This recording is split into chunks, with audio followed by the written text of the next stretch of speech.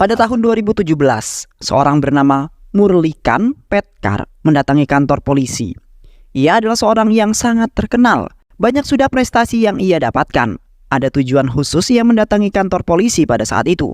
Dia ingin membuat sebuah laporan pengaduan kepada Presiden India karena ia tidak pernah menerima penghargaan Arjuna atas prestasi yang ia dapatkan.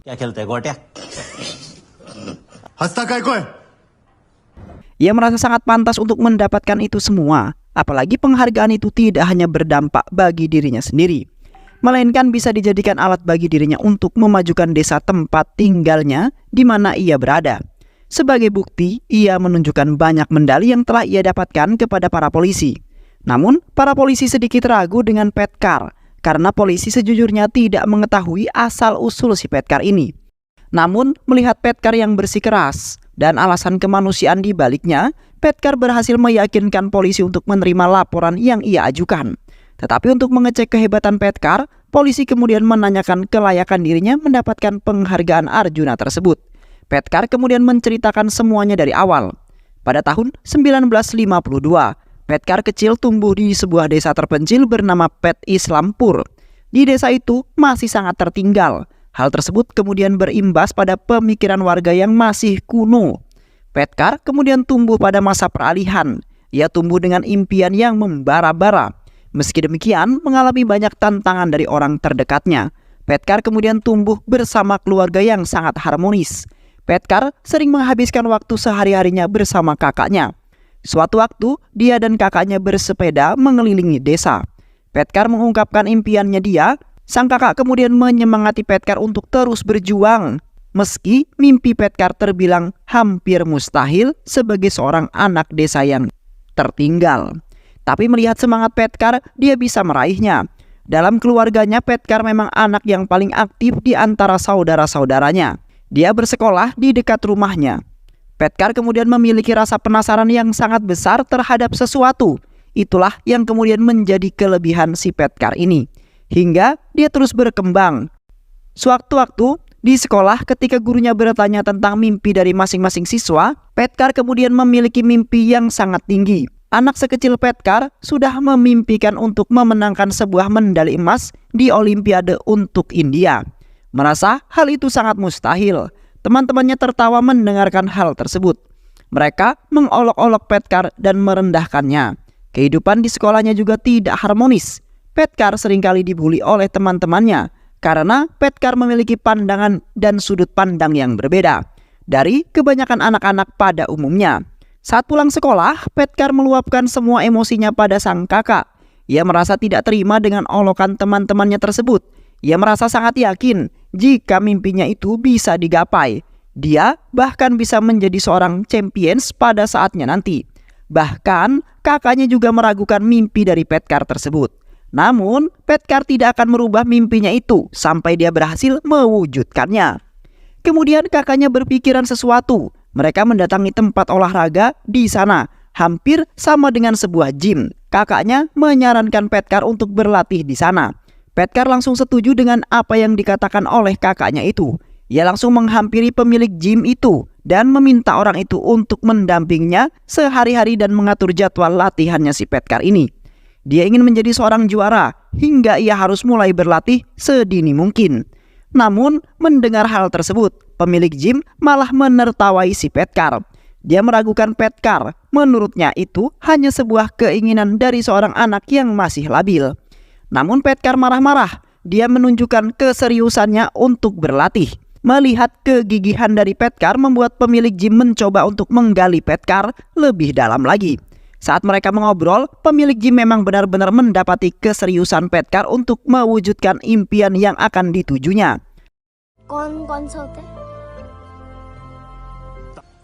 Sona, gold. Mulai saat itu, Petkar berlatih sekuat tenaga. Ia mulai mengembangkan massa ototnya. Petkar selalu melakukan latihannya setelah ia pulang sekolah. Atau bahkan kadang juga Petkar harus bolos sekolah untuk mengikuti latihan sejak awal.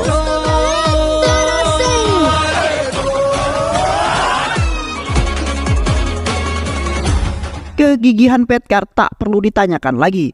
Ia menjadi sosok yang sangat kuat saat ini. Saat ini Petkar tumbuh menjadi seorang yang lebih dewasa. Ia masih sangat giat melakukan olahraga tersebut. Impiannya masih menunggunya. Bahkan di waktu istirahat, dia malah menambah porsi latihannya. Teman-teman gymnya merasa kagum terhadap Petkar. Namun sebenarnya keputusan Petkar ini mendapat penentangan dari sang ayah.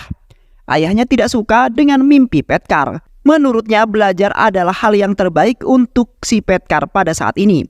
Dan olahraga itu tidak ada gunanya. Di dekat desanya, Petkar didaftarkan oleh gymnya untuk mengikuti pertandingan gulat. Petkar sangat ingin ikut untuk mengasah kemampuannya lebih dalam lagi. Namun sialnya bagi Petkar, karena saat ia akan pergi, ayahnya melarangnya dan malah menghukum si Petkar. Ayahnya sangat marah pada Petkar hingga ayahnya mengantarkannya ke sekolah saja karena khawatir Petkar akan bolos untuk mengikuti sebuah olimpiade itu. Di sisi lain, pertandingan itu sudah hampir memasuki giliran Petkar. Namun Petkar belum menunjukkan batang hidungnya. Teman gymnya bingung di mana Petkar berada. Namun saat hampir didiskualifikasi, Petkar kemudian hadir untuk bertarung dengan masih menggunakan seragam sekolah. Petkar kemudian bersiap untuk bergulat. Dan pertandingan dimulai dan mereka cukup sangat sengit beradu.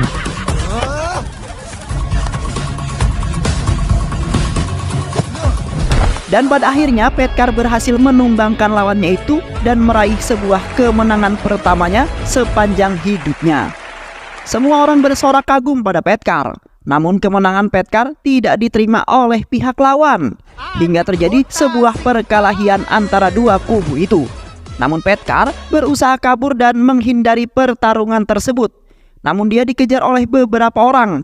Aksi kejar-kejaran mereka disaksikan oleh penumpang kereta. Yang akhirnya Petkar berhasil kabur dari kejaran mereka setelah ditolong untuk masuk ke dalam kereta. Di situ Petkar kemudian bertemu dengan seseorang, di mana orang tersebut adalah orang yang berasal dari kota. Petkar kemudian menjadi temannya pada saat ini. Kereta kemudian membawa mereka ke sebuah kota yang berada di India. Petkar kini hidup berdua dengan temannya tersebut dan tidak mempunyai siapa-siapa di kota tersebut. Petkar kemudian terbangun ketika sudah pagi. Ia berbicara kepada seseorang pria tua. Pria itu menceritakan kejadian yang dibaca di korannya. Di kota Petkar kemudian mengikuti sebuah latihan militer untuk mengembangkan lagi tubuhnya. Seleksi tahap pertama, Petkar dan temannya itu lolos. Mereka sangat bahagia. Keesokan harinya Petkar menaiki sebuah kereta. Dia sangat berbahagia dengan lingkungannya saat ini. Mereka menari dan tertawa bersama-sama. Tibalah di satu tujuan. Dia kemudian datang untuk mengikuti sebuah seleksi lanjutan angkatan darat tersebut.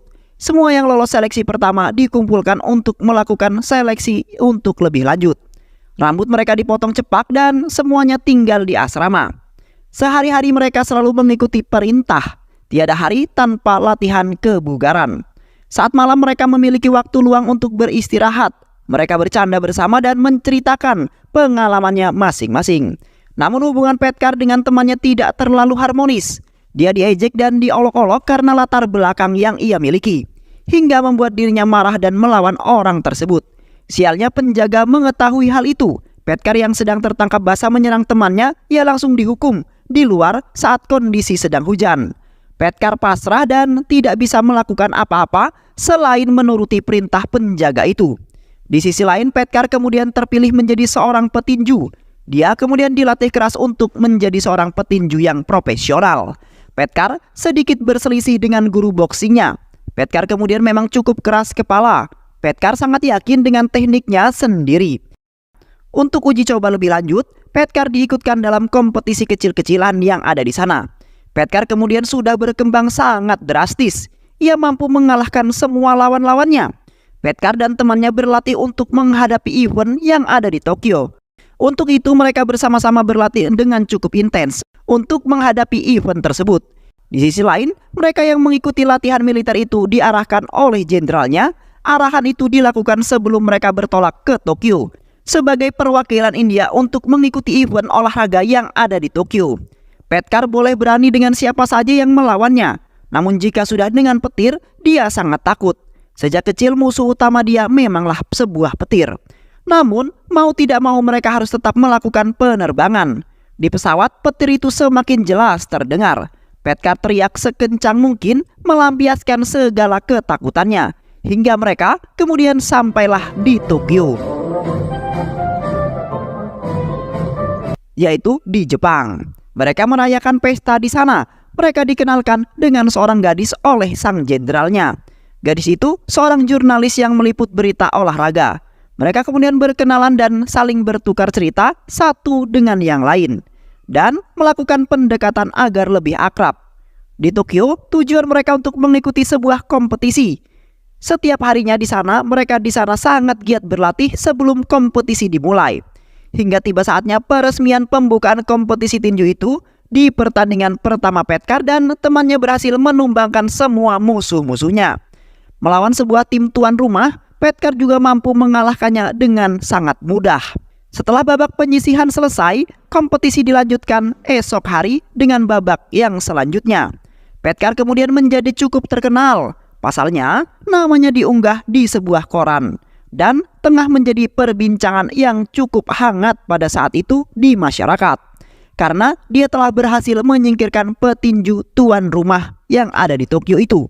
Petkar juga mendapatkan ucapan selamat dari wanita yang dikenalnya tadi malam. Wanita itu sangat cantik hingga mampu menarik perhatian Petkar. Keesokan harinya pertandingan babak selanjutnya dimulai. Petkar dan temannya mempersiapkan diri. Mereka mengonsumsi sarapan yang disediakan, berdampingan dengan tim dari negara lain. Namun tingkah Petkar cukup memalukan. Pasalnya, dia tidak biasa memakan steak, hingga piringnya pecah berulang kali. Itu kemudian membuat orang di sekitarnya tertawa terbahak-bahak, termasuk lawannya Petkar yang selanjutnya. Pertandingan kemudian dilanjutkan. Kali ini Petkar melawan petinju yang tadi menertawainya saat memakan steak. Pertandingan antar mereka kini cukup sengit dan sangat berimbang.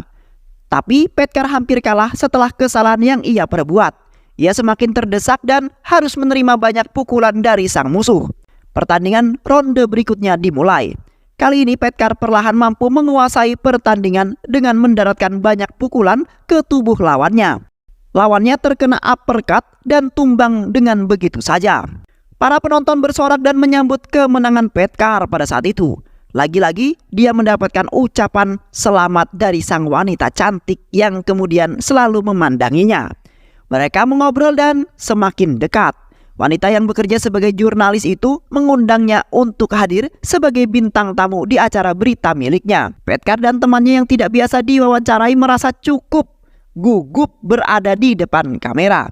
Ia berujar bahwa ia yakin akan menjuarai kejuaraan boxing tersebut. Di sisi lain, calon lawan Petkar kali ini tidak main-main. Dia sangat agresif dan sangat kuat. Dia akan menjadi lawan Petkar yang sesungguhnya. Keesokan harinya pertandingan berlanjut. Babak final dimulai. Mereka cukup berimbang, namun Petkar cukup defensif. Walau sesekali ia melawan, namun fokus Petkar sedikit terganggu dengan wanita itu.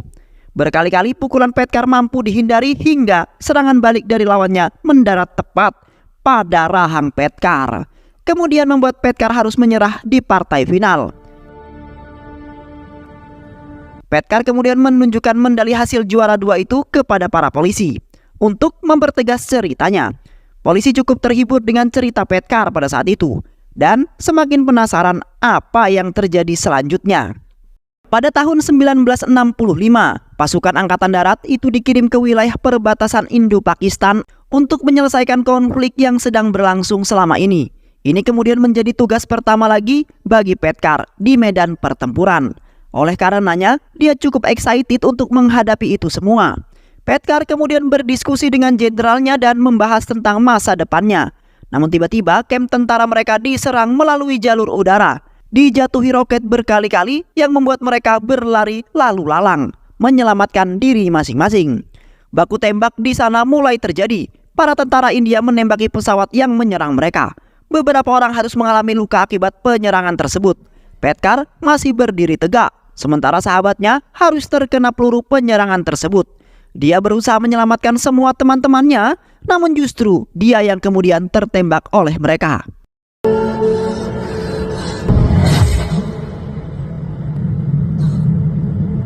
Kamp mereka hancur tak tersisa. rumah sakit di dekat itu pun penuh terisi oleh korban luka dari tentara-tentara lawan. Ketika sedang dirawat, Petkar terjatuh dari ranjang rumah sakit. Seketika dia teringat kejadian terakhir dirinya saat berjuang di medan perang. Dia menganggap polisi yang sedang memeriksanya adalah musuh, hingga dia menguncinya. Namun saat melihat bendera India, dia kemudian melepaskan kunciannya itu.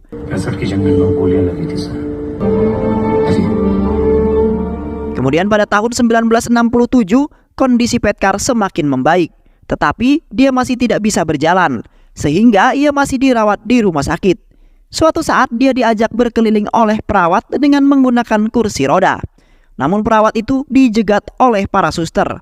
Mereka memperdebatkan hal yang tidak penting di depan banyak pasien. Pasien yang merasa tambah pusing mendengar keributan mereka. Namun itu juga menjadi sebuah hiburan bagi pasien karena tingkahnya yang sangat lucu. Keesokan harinya, tentara mendatangi rumah Patkai yang berada di kampung dan menginformasikan kepada keluarganya bahwa Petkar sedang dirawat. Setelah terbangun, Petkar kaget melihat keluarganya ada di depannya. Petkar kemudian menangis karena menahan kerinduan pada keluarga tercintanya. Sementara sebenarnya kondisi Petkar saat ini lumpuh karena luka punggungnya yang cukup parah.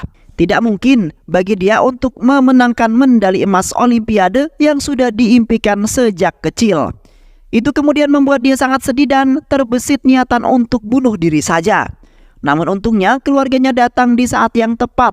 Kakaknya Petkar yang merupakan teman meraih mimpinya sejak awal selalu memberikan dorongan dan juga motivasi untuk Petkar pada saat itu. Ia terus meyakinkan Petkar bahwa keberhasilan dan kejayaan masih bisa dia dapatkan, walau tidak memenangkan sebuah Olimpiade. Petkar merasa sedikit lebih termotivasi. Keesokan harinya, keluarganya harus pergi meninggalkan Petkar sendirian. Petkar pulang dari kantor polisi dan menyerahkan laporannya sepenuhnya pada para polisi. Namun kemudian dia lanjut menceritakan kisahnya pada temannya. Rumah sakit sudah seperti menjadi rumahnya sendiri. Selama ia berada di sana, Petkar mendapatkan sahabat untuk teman ngobrol. Di saat dia sedang ditinggal sendirian di tengah malam, ia yang masih dalam kondisi depresi dengan keadaan saat ini memutuskan untuk melakukan percobaan bunuh diri dengan mengonsumsi obat-obatan sebanyak-banyaknya. Saat temannya kembali, dia menemukan Petkar sudah tak sadarkan diri. Dia berusaha menyadarkan Petkar. Beruntungnya, dia memutuskan semua yang telah diminumnya. Temannya merasa sangat sedih karena Petkar melakukan hal tersebut. Untuk memberi semangat kepada Petkar, keesokan harinya ia membuat acara untuk menyemangati Petkar. Salah satu caranya adalah membuat Petkar merasa seperti orang normal. Di sana ia dibimbing untuk berenang dan melakukan olahraga lainnya, layaknya orang normal. Saat berlatih renang, tiba-tiba pelatih tinju lamanya datang kembali dan dia mendengar semua keluh kesah Petkar. Pelatihnya kemudian mencoba untuk menguatkan Petkar. Pelatihnya juga selalu mendampingi Petkar pada saat itu. Dia mengajak Petkar untuk melihat pertandingan gulat di daerah sana. Terlihat jelas raut bahagia Petkar pada saat itu. Memang passion Petkar tidak bisa dibantah. Dia sangat bahagia jika berhadapan dengan sebuah olahraga. Melihat Petkar yang masih sangat bersemangat mengikuti kejuaraan, pelatihnya kemudian menawarkan Petkar untuk ikut dalam ajang Olimpiade renang gaya bebas 50 meter. Paralimpiade adalah olimpiade untuk disabilitas. Awalnya Petkar sedikit ragu karena pada dasarnya dia tidak memiliki kemampuan lebih di bidang renang. Namun pelatihnya terus meyakinkan dirinya hingga Petkar kemudian setuju dengan hal tersebut. Didampingi pelatih setianya itu, kini kebahagiaan dia telah kembali. Sama seperti sebelumnya, ia terus menambah jumlah porsi latihannya dan membentuk massa ototnya kembali, hingga dia mampu memecahkan rekor renangnya sendiri saat latihan. Keesokan harinya polisi menghampiri Petkar yang sedang memantau proyek desanya. Polisi kemudian bertujuan untuk memotret bukti kepedulian Petkar agar presiden mau setuju dengan permintaan Petkar. Tahun 1972, Paralimpiade musim panas akan segera dimulai. Petkar dan pelatihnya mengajukan diri kepada organisasi renang India untuk mendaftarkan dirinya mengikuti Paralimpiade cabang renang. Awalnya mereka meragukan Petkar, namun setelah Petkar angkat bicara tentang perjuangan dan meyakinkan mereka, awalnya mereka tetap menolak. Namun saat diumumkan atlet yang dikirimkan sebagai perwakilan, di sana nama Petkar tercantum dan dia merasa sangat bahagia. Petkar bersama rombongan langsung bertolak ke tempat penyelenggaraan. Tetapi sialnya saat di sana terjadi penyerangan dari para teroris. para teroris Palestina di tempat Paralimpiade tersebut. Petkar yang berusaha kabur justru malah terjatuh dari kursi rodanya dan menyebabkan sedikit cedera. Namun hal itu tidak berimbas serius bagi tubuhnya. Setelah sadar, para atlet melihat berita tentang aksi yang baru saja terjadi. Kemudian, hal tersebut membuat Paralimpiade dipindahkan ke kota lain. Paralimpiade itu akhirnya dilaksanakan dengan berbagai cabang olahraga yang telah dilaksanakan. Kini, tiba saatnya cabang renang. Petkar bersiap untuk menghadapi itu. Dukungan dari supporter India membuat Petkar semakin bersemangat. Pertandingan kemudian dimulai. Terjadi cukup sengit dan saling menyusul satu dengan yang lain. Meski hanya menempati posisi 4, dia tetap lolos ke babak selanjutnya. Di babak selanjutnya, Petkar berhasil lolos lagi. Namun saat pertandingan, kepalanya sempat terbentur dinding yang kemudian membuatnya sedikit pusing. Pelatih khawatir dengan kondisinya Petkar. Namun, dia tetap bersikeras untuk melanjutkan pertandingannya itu. Partai final sedang berlangsung. Mendengar kabar Petkar masuk ke dalam final, keluarganya bersama penduduk desa melakukan acara nobar untuk mendukung Petkar dari kejauhan. Mereka harap-harap cemas ketika mendengar dari radio pertandingan final tersebut. Dan akhirnya dengan semangat yang membara, ia kemudian memenangkan kejuaraan itu dan menyabet medali emas untuk India. Berita kemenangan itu tersebar di mana-mana. Warga desa dan keluarganya semua berbahagia merayakan kemenangan Petkar. Bendera India terpajang paling tinggi daripada bendera yang lainnya. Itu adalah sebuah kebanggaan tersendiri buat Petkar. Setelah dia jatuh bangun berjuang membangun karirnya dan mewujudkan impiannya, kemenangan itu berhasil ia dapatkan. Di dunia nyata, polisi yang terkagum dengan cerita yang disampaikan oleh Petkar itu masih menyimpan sedikit rasa curiga. Pasalnya, ia masih belum percaya dengan keaslian cerita tersebut.